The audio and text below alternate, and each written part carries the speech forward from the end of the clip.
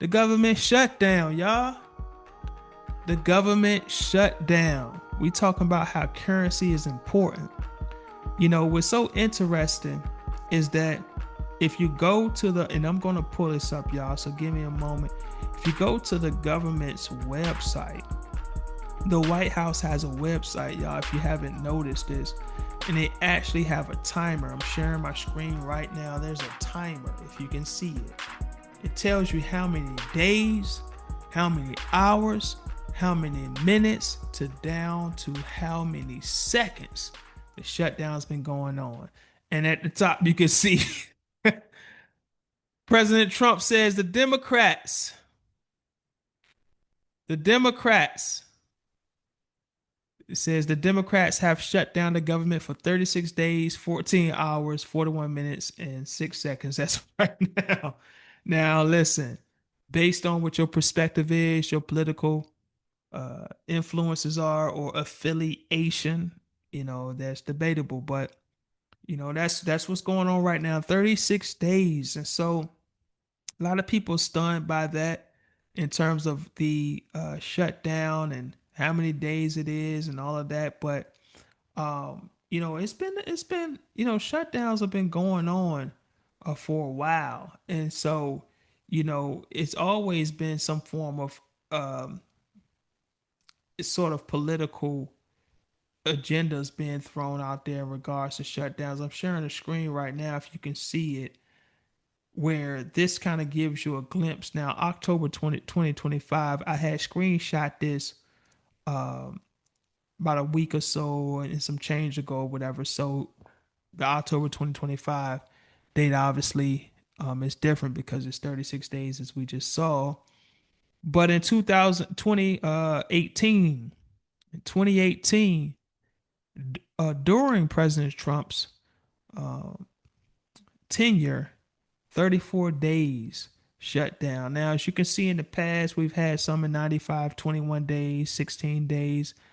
But, since 1980, the largest has been under President Trump's uh, tenure as a president. And so, some is out there like, well, not even going to say some, because obviously, as we just mentioned, it's two sides to the puzzle here. You have one side, and I actually shared this. I did a video for It's Cool to Care. We always do this thing called Senior Sundays where we try to provide information and tips for families who are affected by certain services through for seniors. And one of those services, obviously, is the Affordable Care Act, and under that act is Medicaid expansion and the insurance cost, which is going to be rising and definitely rising because under the Affordable Care Act, it allows the federal government tax credits to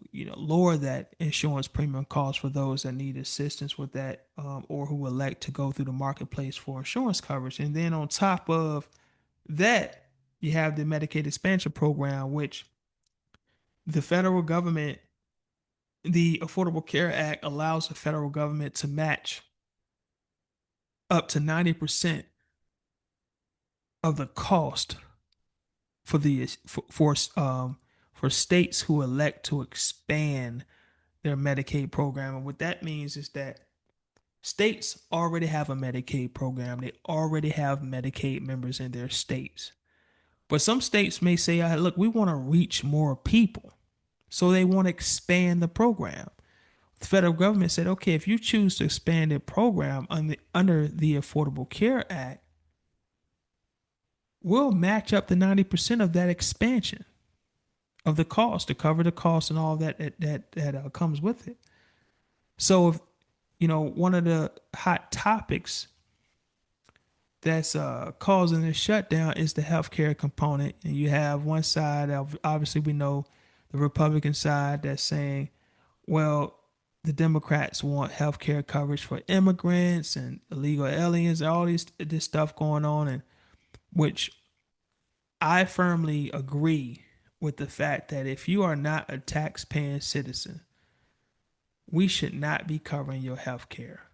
Why is that, Leonard Abbott? Well, because the government ain't covering our health care. We're taxpaying citizens. They ain't covering our health care.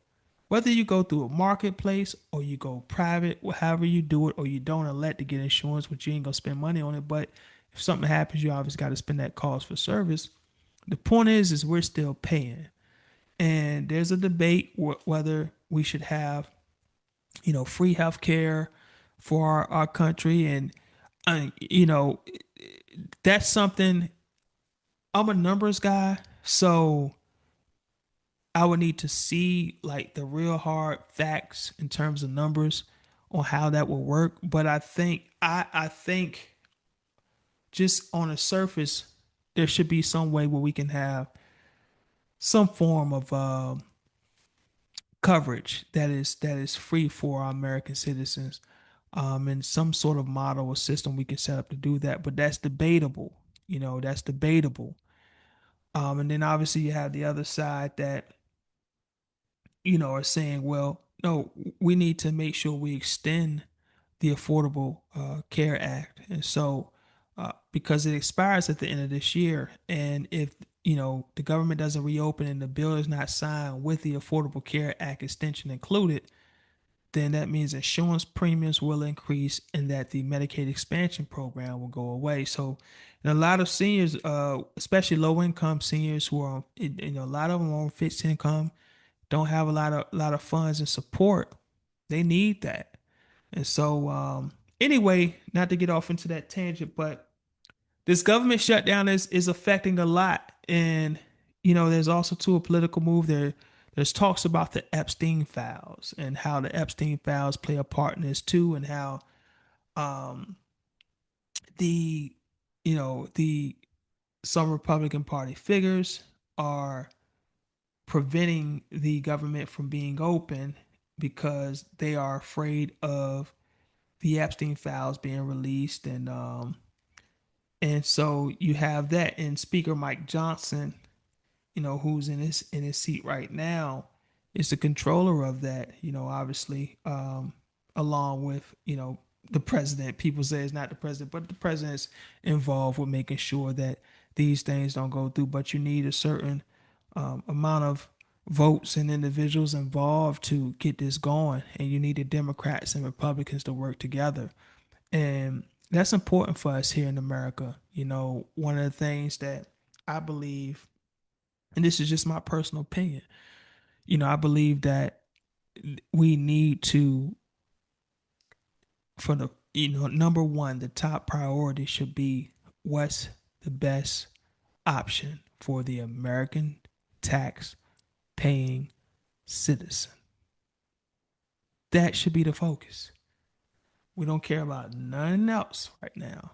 We're worried about the American tax paying citizen. Why is that? It's like anything, y'all. America is a company. Our president is the CEO. So we are a public corporation, just like all public corporations on the stock market. Except we can't be on the stock market.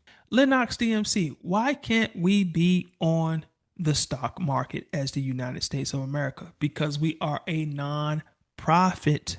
The government is a non-profit. So the individuals we vote and put in place of leadership has an obligation to do what?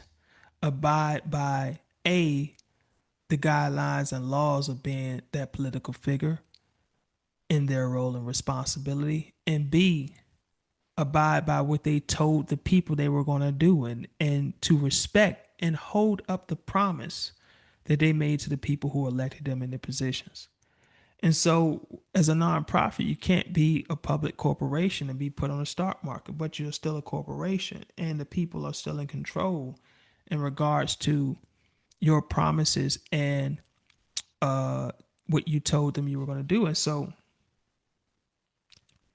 our country, has to get back to that formula.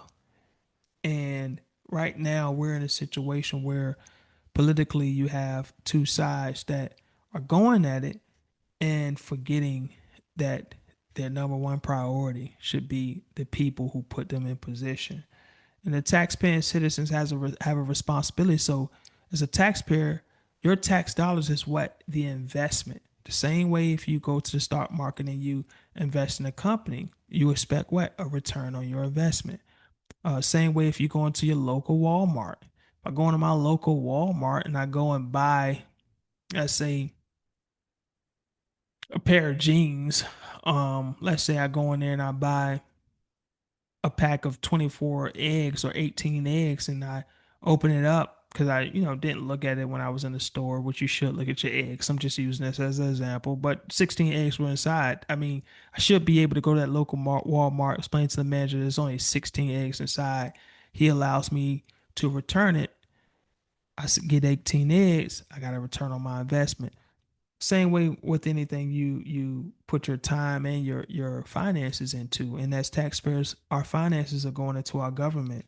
So, and I used to be one that didn't care about the voting, didn't care about government and stuff like that, but I changed that perspective because A, my money is going into this.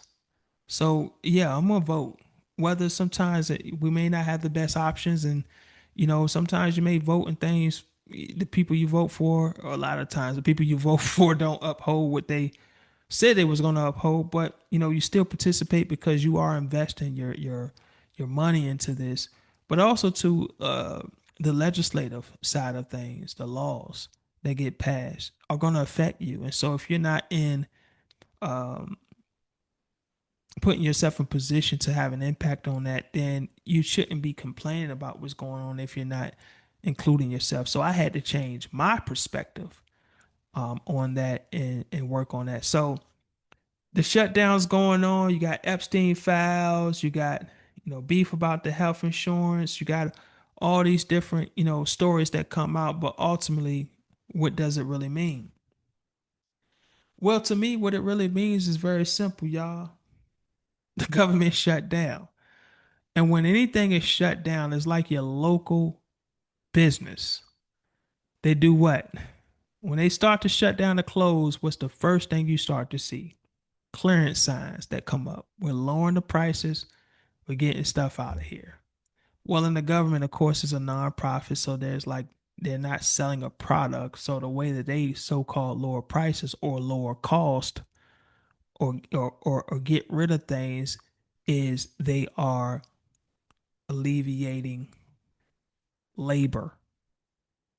So these government shutdowns, the longer the government shutdown is going on, the more money that can be saved. And so, some people say, well, some folks will get paid, back pay and all of that. And that's true. But ultimately, those budgets have to be voted on and decided on in terms of back pay. Some of them, I believe, are guaranteed. And then in some cases, there isn't going to be any back pay. And there can always be a stalemate as to how that back pay is going to be issued. Because it's not just going, once the government open, you're going to get all your money right in there on your next check. It can be agreements and things to issue that out in installments over a certain period of time, or again, not getting it at all. So it's to me a government tactic to lower taxes. Well, I said lower taxes, excuse me, lower expenses for the time being. Also, obviously, put your foot down to the opposition, letting them know it's going to be your way or no way, right? And so you do that, and then you blame the opposition, or you create a rift between the opposition, and the people get confused because they think it's this side, and they think it's that side, and they think it's the opposition fault, and they think it's your fault. But ultimately, you're getting what you want because you're slowing things down and you're able to use it as a benefit to continue on with other things that you have going on because it becomes a distraction. There's a lot of different ways you can look at it. Um, I believe that our government should stay open and efficient, especially now because we have so much going on around the world that these are the opportunities where your opposition can see weakness or see an opportunity to strike or cause confusion. And so, you know, whether you're Democrat or Republican, um, I think it's vital that we figure out what we need to do for the tax-paying American citizen, the right thing to do. And then we go from there with the other layers that come with it. But the taxpayer, the one that's paying taxes to this country, has a right, to have a government that's still operating and efficient and that's focused on them. And we'll get into that too, like a little bit more deeper. Excuse me. We'll focus on that too because we got a lot to talk about with the pricing and all of that stuff because that's what you're seeing too. I mean, right now corporations are winning. Corporations are kicking butt. They're kicking butt right now, y'all. They kicking ass right now. Corporation are kicking ass right now, y'all. And listen, if you're investing in the stock market or if you have a corporation or a company, this is a great time. This is a great time to have a company, whether it's small or big, because it's going to A, open up a lot of tax burdens, B, lessen regulation, and open up a lot of opportunities of growth, and I got it. One thing you have to say, and you have to give it to, however you agree with President Trump or not, he's moving. Look at how much stuff is transpiring in his first year. Whether you like it or not, or agree with him or not, he is moving. He is moving. A lot of stuff is moving. And of course, there's a lot of other players at play. So it's not just him. We know that there's so many other factors and decision makers and stuff that are at play, and we get all of that. We're not gonna get into all that today, but there's a lot of movement going on, y'all. So, shout out to everybody that's out there. If you're going through some tough times right now with this shutdown, our hearts go with you. Stick it out, to our federal government workers and folks that, depend on their check from the federal government and that's been stalled. We want the best for you, and we hope that our government opens up quickly. And we want the best for all American people, all American tax-paying people. You start with us first, the ones paying taxes first, and then we trickle it down from there.